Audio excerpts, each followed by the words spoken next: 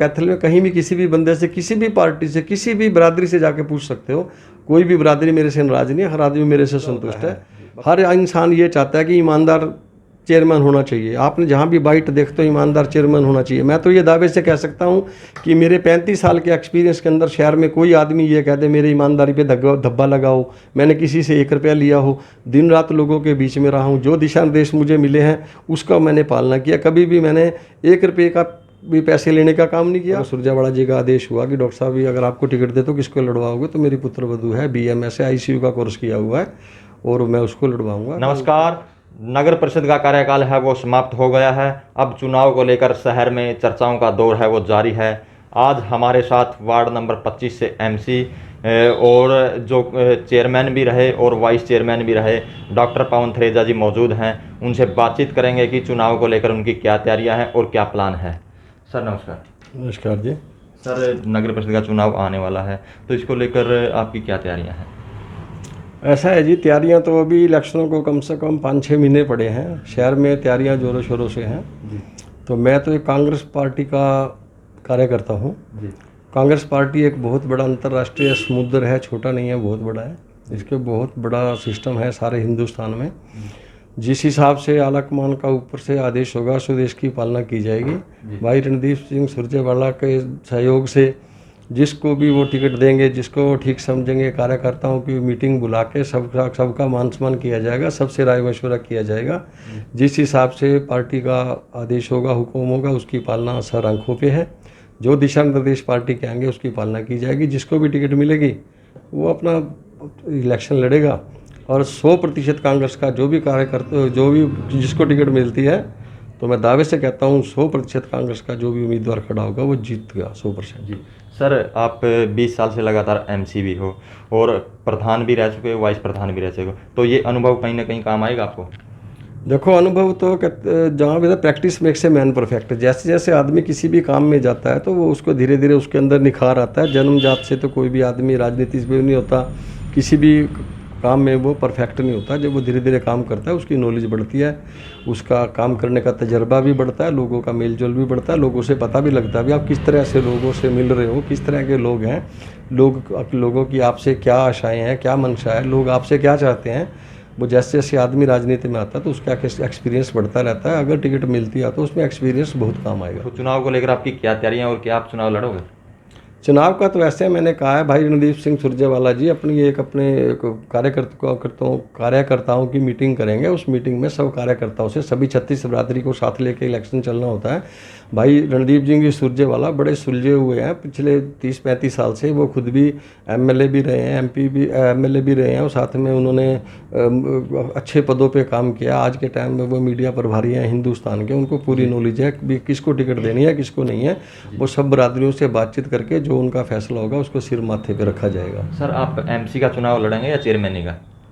नहीं, मैं फिलहाल मेरा तो जो पार्टी का आदेश होगा, पार्टी का आदेश मेरे सर माथे पे है। जो पार्टी आदेश देगी उसकी पालना की जाएगी। हम तो कांग्रेस के एक छोटे से कार्यकर्ता हैं, जो हमें आदेश होगा उसकी पालना करेंगे हम। मतलब कहीं ना कहीं चेयरमैनी का चुनाव लड़ोगे आप अगर मौका मिलता है तो? नहीं, अगर भाई सुरजेवाला जी, रणदीप सुरजेवाला जी या कार्यकर्ता ये समझते हैं कि डॉक्टर साहब आप कमेटी का आपने अच्छे पिछले 10 साल 2 बार मैं चेयरमैन रहा, उसका कार्यकाल बड़ा अच्छा रहा, ईमानदारी से काम किया है, पार्टी को मैंने ऊपर लाने का काम किया है। शहर के अंदर एक आदमी मेरी नेगेटिविटी नहीं कर सकता कि डॉक्टर साहब ने गलत काम किया। हर बरादरी को साथ लेकर चलाऊँ, सबको मैं साथ लेकर चलाऊँ। जो भी मेरे लायक जिसने भी कोई काम कहा शहर की, चाहे सफाई व्यवस्था थी, चाहे लाइटों की व्यवस्था थी, चाहे सड़कों की व्यवस्था थी, जो भी व्यवस्था थी अपने ढंग से पिछले 1 महीने में भी और उससे पहले जो 10 महीने का कार्यकाल था उसमें बहुत अच्छा काम किया। लगभग देखो, हर इंसान को तो कोई भी खुश नहीं कर सकता, लेकिन आप कैथल में कहीं भी किसी भी बंदे से, किसी भी पार्टी से, किसी भी बरादरी से जाके पूछ सकते हो। कोई भी बरादरी मेरे से नाराज़ नहीं है, हर आदमी मेरे से संतुष्ट है।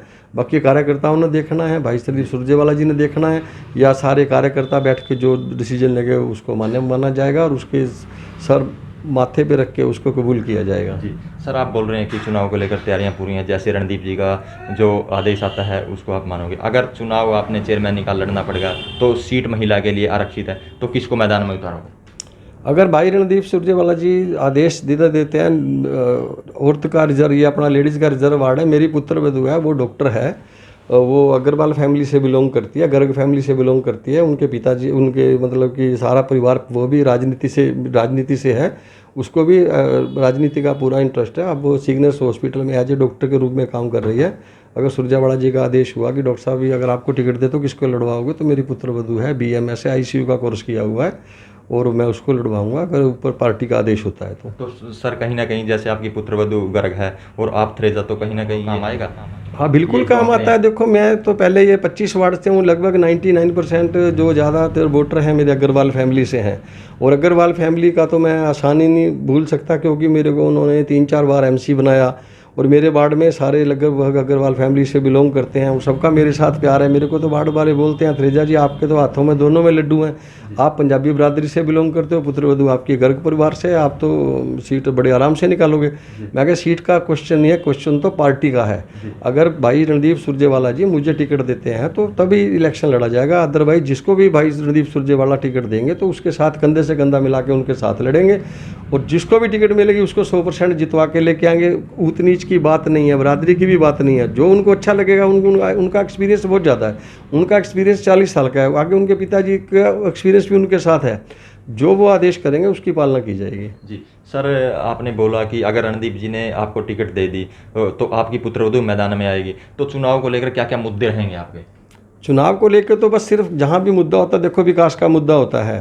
हर इंसान ये चाहता है कि ईमानदार चेयरमैन होना चाहिए। आपने जहाँ भी बाइट देखते हो ईमानदार चेयरमैन होना चाहिए। मैं तो ये दावे से कह सकता हूँ कि मेरे 35 साल के एक्सपीरियंस के अंदर शहर में कोई आदमी ये कहते मेरे ईमानदारी पे धब्बा लगाओ, मैंने किसी से 1 रुपया लिया हो, दिन रात लोगों के बीच में रहा हूँ, जो दिशा निर्देश मुझे मिले हैं उसका मैंने पालना किया। कभी भी मैंने 1 रुपये का भी पैसे लेने का काम नहीं किया।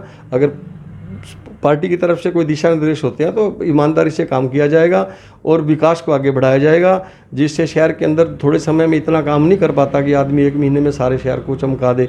लेकिन जितना समय भी मेरे को मिला है मैंने ईमानदारी से और अच्छा काम किया। रणदीप सुरजेवाला की छवि को भी निखारा है, कांग्रेस पार्टी की छवि को भी निखारा है, देश के लिए भी, अपने जो भी कैथल के लिए काम किया है बहुत बढ़िया काम किया है। आप किसी से भी पूछ सकते हो, जहाँ भी आप जाओगे कहीं चर्चा चलेगी तो वो कहता है कि डॉक्टर साहब से कभी भी हम नाराज़ नहीं हैं, जब भी गए हैं हम वो हमारी भावनाओं पे खरे उतरे हैं और उन्होंने तो हमारा काम किया है। जी, तो ये थे हमारे साथ डॉक्टर पावन थ्रेजा जी, जिन्होंने बताया कि अगर रणदीप सुरजेवाला जी इनको टिकट देते हैं, इनकी पुत्रवधू वो मैदान में उतरेगी, और अब ये आने वाला समय ही बताएगा कि कांग्रेस पार्टी की ओर से किसको टिकट मिलती है।